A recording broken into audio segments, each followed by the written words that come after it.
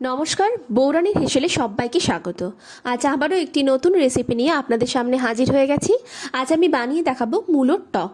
চলুন দেখে নেওয়া যাক আমি কি পদ্ধতিতে এটাকে বানাচ্ছি।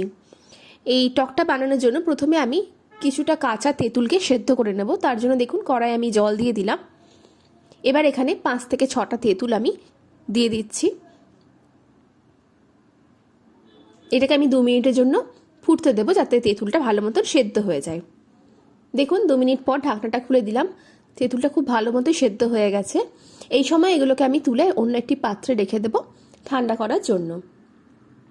ততক্ষণে আমি এখানে মূলোটা কেটে নিচ্ছি। দেখুন এখানে আমি একটা বড় মূলো নিয়েছি, কিন্তু সেটার অর্ধেকটা নিয়েছি, খুব বেশি আমার লাগবে না। এবার একটা এই ধার যে অনেক সময় লোম থাকে, যে আঁশ মতন থাকে, সেটাকে আমি এখানে ছাড়িয়ে নিচ্ছি আর এটাকে গোল গোল করে ছুরির সাহায্যে কেটে নিচ্ছি।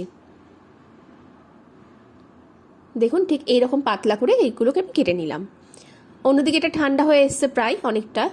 এবার এগুলোকে আমি যে মোটা আঁশটা আছে তেঁতুলের, সেটাকে আলাদা করে নেব। এই ভেতরের অংশটাকে আমি নিয়ে নেব, আর বাইরের যে মোটা আঁশটা সেটা আমি ছাড়িয়ে ফেলে দেব।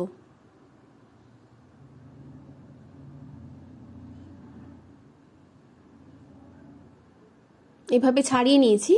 এবার এর মধ্যে যে দানাগুলো আছে সেগুলোকেও একইভাবে আলাদা করে নেব, আর হাতের সাহায্যে এটাকে চটকে একটা পাল্প বার করে নেব। ঠিক দেখুন এইরকম একটা তেঁতুলের পাল্প আমি তৈরি করে নিয়েছি। এবার কড়াইয়ে আমি দিয়ে দিচ্ছি 1 চামচ মতো সর্ষের তেল, আর ফোড়ন হিসেবে দিয়ে দিচ্ছি 5 ফোড়ন খুব সামান্য পরিমাণে, আর একটা শুকনো লঙ্কা। এবার কেটে রাখা মূলোগুলোকে এখানে দিয়ে দিচ্ছি আর কিছুক্ষণ নাড়াচাড়া করে নেব। কিছুক্ষণ নাড়াচাড়া করে নেওয়ার সাথে সাথেই দিয়ে দিচ্ছি সামান্য পরিমাণে লবণ আর পরিমাণ মতন হলুদ। এই লবণ হলুদটা দিয়েও আমি বেশ কিছুক্ষণ এটাকে মিশিয়ে নেব, আর কিছুক্ষণ এটাকে ভাজা ভাজা করে নেব। এবার মূলোটাকেও সেদ্ধ করব, সেই জন্য এখানে আমি খুব সামান্য পরিমাণে জল অ্যাড করছি। দেখুন খুব সামান্য একটু জল অ্যাড করে এটাকে আমি সেদ্ধ হতে দেব। 2 মিনিটের জন্য এটাকে আমি সেদ্ধ হতে দিলাম। জলটা অনেকটা শুকিয়ে এসেছে। দেখুন একটা মূলো আমি একটু চেক করে নিচ্ছি যে সেদ্ধ হয়েছে কিনা। খুব সহজে এটা কেটে নেওয়া যাচ্ছে, মানে সেদ্ধ হয়ে গেছে।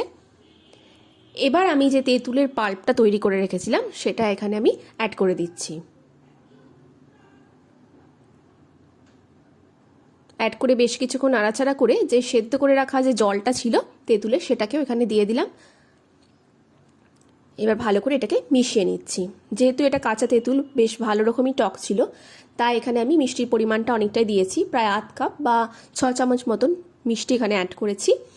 এবার এই মিষ্টিটাকে দিয়েও বেশ কিছুক্ষণ আমি এটাকে ফুটিয়ে নেব। চিনিটা গলে গেলে এটা খুব সহজে তৈরি হয়ে যাবে, আর এটাকে আমি নামিয়ে পরিবেশন করে নেব। খুব সহজ একটি রেসিপি, আর খেতে খুবই ভালো হয়। আপনারাও বাড়িতে এই পদ্ধতিতে একবার ট্রাই করে দেখবেন, আর আমাকে জানাবেন আজকের রেসিপি আপনাদের কেমন লেগেছে। আর ভালো লাগলে অবশ্যই লাইক, কমেন্ট, শেয়ার আর সাবস্ক্রাইব করে আমার পাশে থাকবেন। ধন্যবাদ।